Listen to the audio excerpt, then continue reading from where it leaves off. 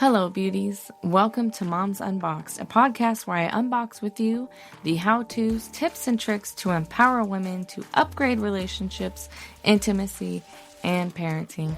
I'm your host, Melanie Caroline, a multi-dimensional woman, life coach, lover, and mom who's made a lot of fucking mistakes.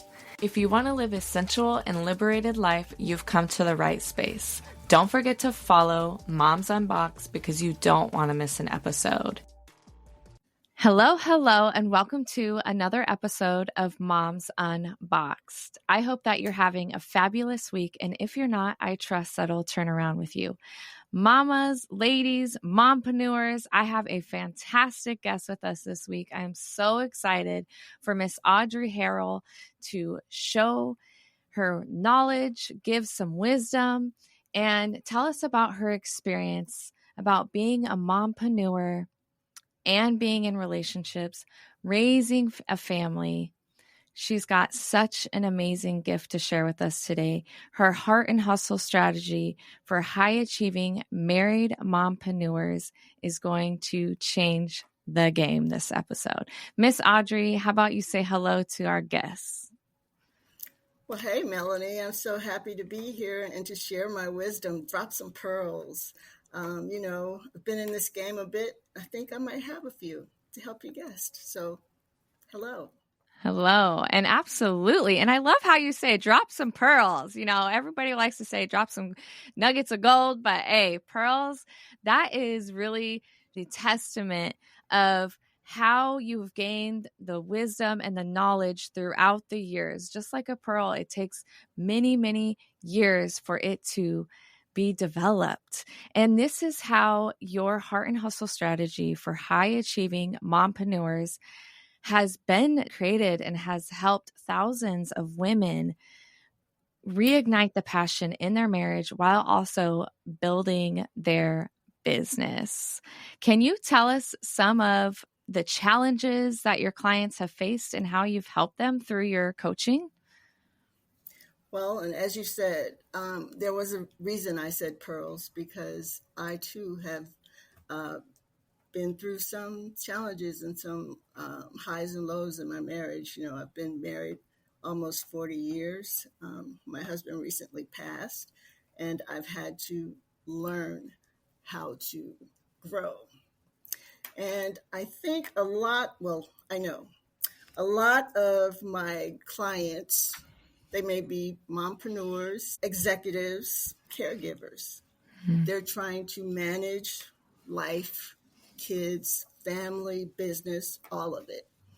And what I found and what they found is that you can't compartmentalize. We have to learn to integrate our lives. And oftentimes that's the problem that I'm seeing when people come to me, that they're fragmented. They're holding it together, but they feel on the inside that they're just fragmented and they don't know how to pull it together. And I have been a mom, as you said, still am, and have been a female executive in the nonprofit space for over 30 years and have had several businesses of my own. And I've had to learn how to not always be in control and to allow my husband to be the shared person in the relationship. But I didn't always know how to do that.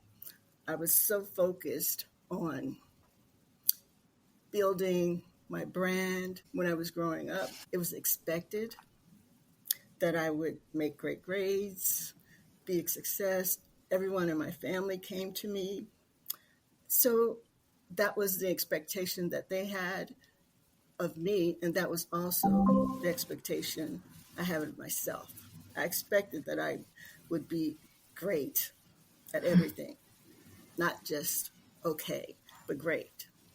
And with those type of expectations, oftentimes we forget about ourselves.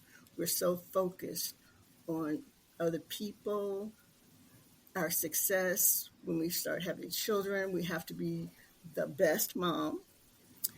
And oftentimes we don't even think we want children, or we convince ourselves that we don't because we don't think we can do it all. And I thought that. But then when I started having children, I would say I became the helicopter mom. I just had to be the best mom. And I actually began, I would say I worshiped my children and totally neglected my relationship. And I think part of the reason I did that was, again, before I had my children, I was so focused on work. I was 9 months pregnant, and I was working at a shelter for homeless women. And I found myself on the roof trying to repair the roof on a ladder, 9 months pregnant. That day, going home, I got into a car accident, and the airbag deployed in my stomach. So after that, and it still didn't occur to me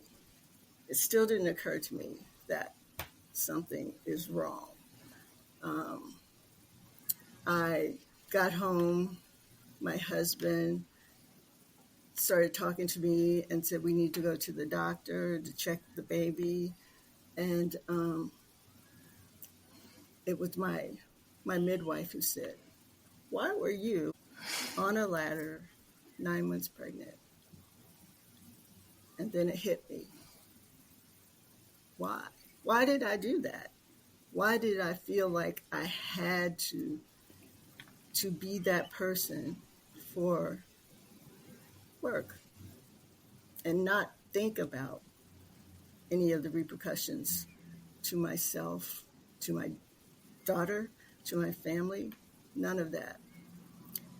And when my daughter was born, she had a birthmark on her forehead, which was where the airbag hit her. And you could see the pellets in her skin. And then, of course, there was that guilt of, it really hit me. And so that's when I became that, I got to be the best mom. Got to be. And, it was a struggle for me to then realize that that's not the way either. And I had to really be intentional. And I think this is what we don't do. We're not intentional. We have to learn to set boundaries. It's awfully hard to say no sometimes, or learn to delegate because we're so controlled. We're the person controlling everything. And I realized I just can't control everything. I need to allow my husband to help me. So I began to really become intentional and began to really set boundaries at work. As my daughter grew, I, put things on my calendar for her activities, my work activities, and time for my husband, those date nights. Or, in the morning we would take walks before I go to work. We would do just a check-in on what was happening, what we were doing, and things like that. And we made that an intentional weekly thing. And it's just about communication and telling people your needs, and when you allowing yourself to know when you need help. And I think that's really the thing we struggle with, is asking for help, learning to ask for help. And I think that's oftentimes when people come to me because their relationships are so disjointed that they realize we got to do something different. Mm-hmm. Yeah. So that's when they come, when they're at their weakest point. And we teach them how to do different and how to be intentional and how to understand that your relationship will change. There's a transitional period in everything. We develop relationship transition maps, talk about shared vision, shared desires. And oftentimes it's not shared. We think about ourselves when it comes to success.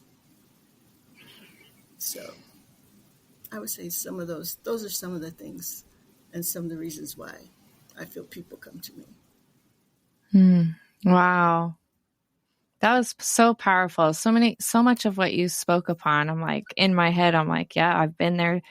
I've understand what it's like to have that mom guilt, but also knowing that I have to set boundaries and take care of myself, to check in on my relationship, because it is so easy to have this expectation to be the best mom that you can be. But sometimes what we think about is like the best mom is actually hurting ourselves. It's hurting our children, because I think it's powerful to show our children our emotions, to be vulnerable in our partnerships, to ask for help.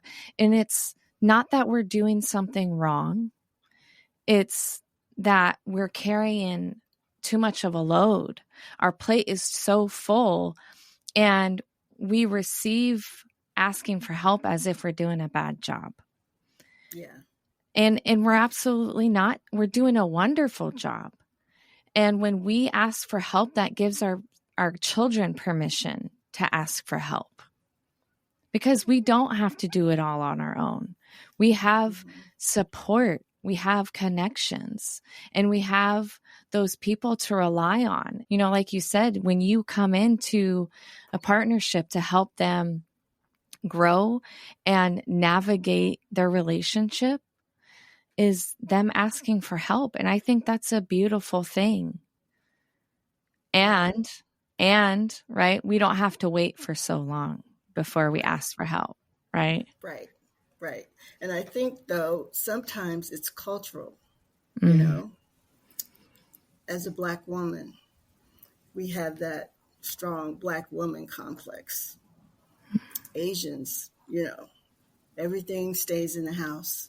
You know, we're not allowed to talk about issues. We're not allowed to not be smart, not be strong. It's so, you know, society can do a number on our heads, and all of those limiting beliefs, we internalize that sometimes. And we have to learn to shift, to think about success differently. You know, success doesn't necessarily mean making a lot of money, having a business, or being a CEO. It doesn't have to mean that. Success can be whatever you determine is successful for you. And hopefully you're doing that as a couple. Because if you don't, it doesn't work. Yeah. Yeah, absolutely. I completely agree that success can look different than what we've been taught. It's not about how much money is in your bank account, what kind of car you're driving, that you have the big house. In fact, many people have those things, and I find that they're still unhappy in their relationship, in their marriage as a person. Because for me, success is happiness. It's experiences. It's activities. It's gathering with family and having that loving partnership. That for me is success. I was married for 11 years and now am separated from my husband. But I had all the things. I had the car, the house, the pets, the kids, the husband that was willing to do the projects. And I was still so unhappy because it was within myself. And that's the part where we can take out our unhappiness on our partner because we feel safe to do that. But that's only crippling our marriage. And we have to look within to gain that happiness. We can't rely on others. But if you can invite them in a loving and compassionate way, that's when we can really start transforming things. True. Very true. And what you said is actually the foundation of my Heart and Hustle strategy is rediscovering you. Because we are all those things to other people. Mom, boss, wife. We're all those things. But who's Audrey? Who's Melanie? Who were we before all of that? And that means we have to be real with ourselves. And that's not always easy. We have to take off that mask. Do you like the person that you're becoming? Is that the real you? Are you performing? Are we at work pretending like, oh, I love this. This is the career for me. I could be making $1 million. But am I happy? And oftentimes, what you said is very true. We're not happy. Mm-hmm.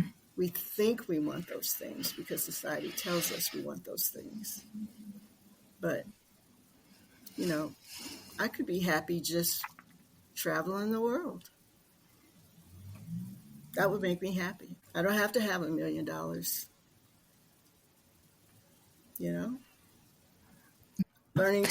Learning who you are is the key.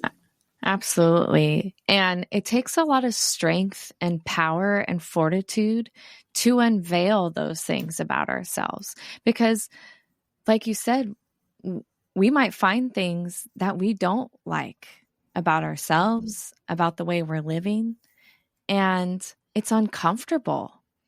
And I find that when people are trying to learn things about themselves or being really honest with ourselves, we resist that because it is uncomfortable. Humans like consistency. They don't like change. But in order to live an abundant life, to evolve and grow as a person, we have to move through the uncomfortability. But when we come out the other side, we are so evolved, and we grow, and we're brilliant and radiant, and we're living a liberated, loving life. But it takes some things to get there. And that's how your Heart and Hustle strategy comes in, because you're able to support them through that. Hey, let's look inside. Let's go within. What are the layers there? Mm-hmm. Yeah. And I might be dating myself, but it was so strange when you were talking, and I was thinking of this show In Living Color, and they would say, oh, I'm going to give you 2 snaps and a bag of chips because you're all that. I love what you said, because that just is right on point. So on point. So 2 snaps and a bag of chips. Yes, ma'am. Yes, ma'am. But we do have to realize and recognize that relationships change. People change. Mm-hmm. So your relationship has to change. And as we've said, you have to know who you are. And you have to know what you want, what your dreams are, what you're willing to compromise for the relationship, what you're not willing to compromise. And we have to have those conversations with our partner. If we want to grow together and be together, we have to transition together and not, ignore it and think that this is going to be the way it is all the time. So that's what I had to learn. I had to learn to have those conversations, to recognize that I'm not the same person in my 20s. I'm not the same person in my 30s. I'm not the same person after I have children. After my children leave, I'm not the same person. So we have to start talking and communicating early and lay out those things and those shifts and those goals will change. But if you do it together, then we can grow and thrive together. Absolutely. Absolutely.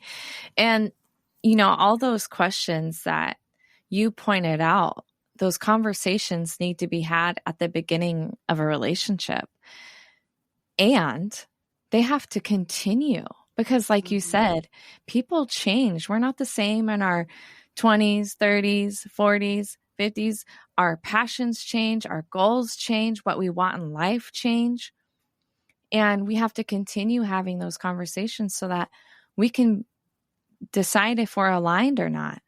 And if we're not aligned, how can we become more aligned? Right. And I was just having a conversation last night with a good friend of mine. He's going through a real hard time. He's been in a physically abusive relationship, and he was starting to doubt whether or not his partner loved him and that whether or not it was real or not.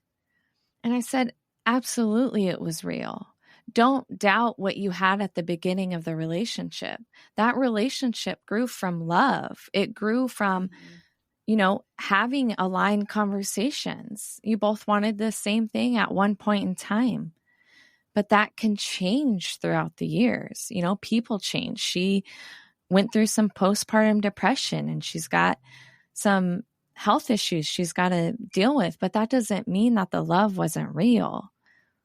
And unfortunately, I'm sure you've run into this where perhaps you've had clients where they decide, you know what, we love each other, but we're not right for each other in this season of our life. Mm-hmm. That's very true.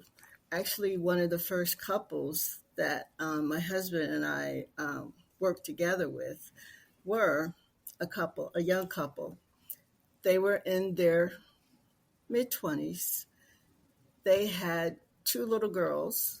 The mom was she was on that career ladder train, and her husband was more of the stay-at-home husband and took care of the girls, took them to school, made their lunches, all of that. However, she was so focused on making that next step in her career that she neglected her husband and her girls.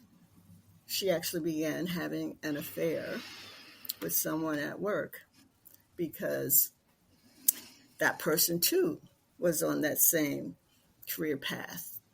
And they did split up. She left the home to be with him because, you know, we always think that the grass is greener. However, her husband was a Christian. He came to my husband, who was at the time, he was a pastor, associate at the church that he was attending. And he talked to him about the relationship, which they had never done because, you know, this was taboo. We don't talk about those things. And he convinced her to start counseling, coming to church because she had stopped doing all of that. And so they began counseling, and then eventually we started coaching them because she found out that she forgot who she was.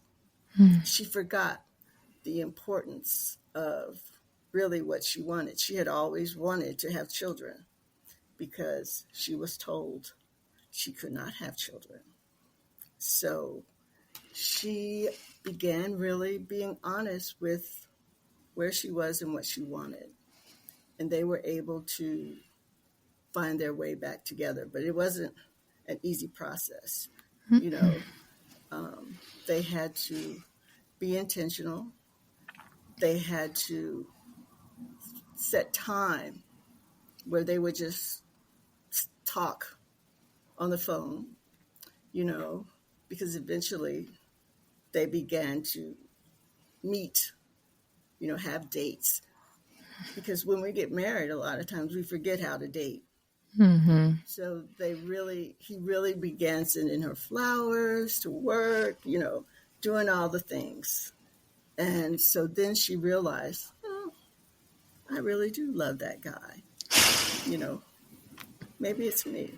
This guy isn't who I thought he was, And she began going to the girls' school events because she hadn't done any of that. Husband was doing it all. And it brought her back to who she was. And they found their way back. She started coming back to church. They came to church as a family. They renewed their vows. It was their wedding, their honeymoon, but they gave us a trip. So It was great. It was great. But yeah. That's a beautiful testimony. Yeah, beautiful testimony to the courage and power it takes to work on a marriage. Mm-hmm. And it's a wonderful testimony of you and your husband's work with this couple. I mean, that's amazing. That's amazing. And so when we're talking about, she had this experience where she was on the career ladder, her husband and children were kind of, neglected from her for some time while she was building her career up, and she kind of lost who she was. She lost what was important to her. What advice do you have for the mompreneurs out there to be able to balance their careers with their family life? As we've talked, it's really about you, knowing who you are and allowing yourself to grow and to be honest, because everything is not going to be great every day, but that doesn't mean that's not what you want. So you have to sort of map out things. What do I want in my career? What do I want for my business? What do I want for my marriage? And it would be easier to break that down in 5-year segments. Mm-hmm. That way you can see the growth and evaluate that. Is that still what I want? I may think I want this at that point, but is that what I want?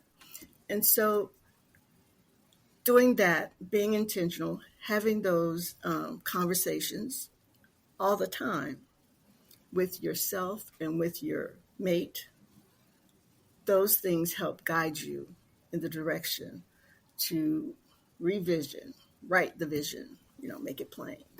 The vision for your life, the vision for your career. And if they're not aligned, bring it back together if that's what you want to do. And make that path, create that path, and don't be afraid to change that path. Change is good. Yeah, change is good. And I love that idea. Like, that could be a whole ass fun date night, like have some dinner, have your choice of beverage. For me, it's wine, and sit together and talk about, what does your career look like? What does mine look like? What does our future look like together? What do we want? I am now in an integrated family. So it's like, what do we want for our kids? And how do we want to develop and grow together? And not only doing this as a date night, being very intentional to review it. Like you said, go back to it. Even if it's every year, review it, look at it, see if it's aligned, see if you're going in the same direction, see where you've kind of taken too many off ramps, and how we go and get back on the freeway of it all. So yeah, I love that, being able to balance what you want with your relationship and as a mompreneur.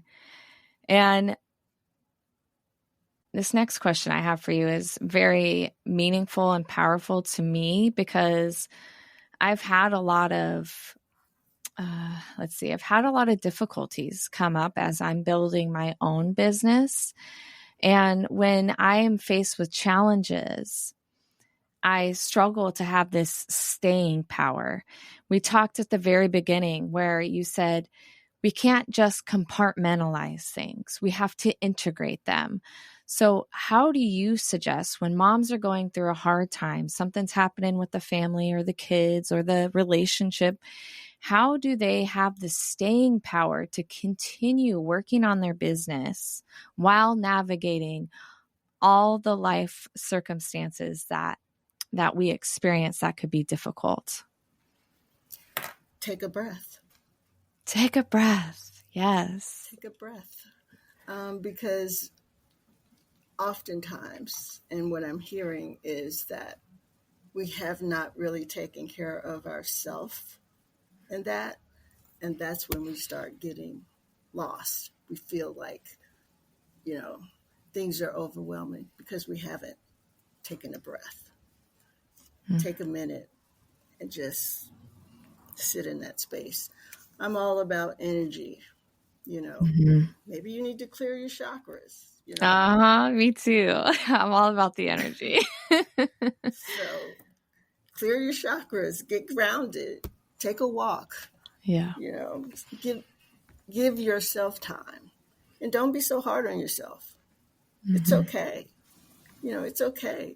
Everything in life, everything will have ups and downs, ebbs and flows, highs and lows. But you have to know that's not failure. That's part of the process. And it's okay. So just take a breath and let it be. Absolutely. What's for you will be. And it all comes together in the end, just as the universe, God, whatever you want to call it, has laid it out to you. It will be. So just take a breath. Absolutely. And I teach a lot of my clients that your breath is an anchor. It's always there. It's forever present. And when we can tune into it, to that breath and tune into our bodies, it really tells us what it is we need. Like you said, do you need to clear your chakras? Do you need to go for a walk? Do you need to stand on a mountaintop and scream? Like, there's so many ways that we can process our emotions, where we can honor what's happening in so many different healthy ways. And what's also important is having a consistent self-care practice, because like we talked about, is moms feel like they have to hold it all together, put on the brave face. But at some point, right, what we resist persists. We're going to snap, right? We're going to have a breakdown one day because we're not being consistent in our self-care. We're not honoring our body. We're not honoring the emotions and feelings and sensations that we're experiencing.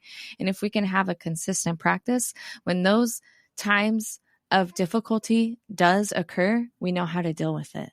We're prepared. That's right. That's right. Rituals. Yes. Yes. Rituals. That is the key. Is there anything else that you want to share with the moms out there? Well, I really want to thank you for giving me the opportunity to speak to your audience. And I hope that I've dropped some pearls, but also, as a special thank you, I want to offer 5 free calls, connections. If you go on my website, audreyharrellagency.com, and book a call with me, and we'll talk, because everybody's situation is different. And, if you think there's something that I've said has touched you and you realize you might need help in that area and you want to keep your relationships going in the right direction, let's talk. Let's see if we can work together and build a plan for you. And even in some of that, if you don't get all of that, I'll be my book will be coming out soon. And there'll be a whole lot of pearls of wisdom in there and a whole lot of case studies and some research to back it up. So it's all good. Oh, that is so generous of you. And tell us the title of your book. Well, it started out as Heart and Hustle, Leading with Love.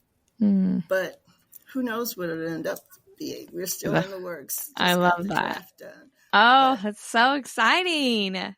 That's awesome. Well, I'm excited for your book to come out. I know I'm going to purchase it and read it.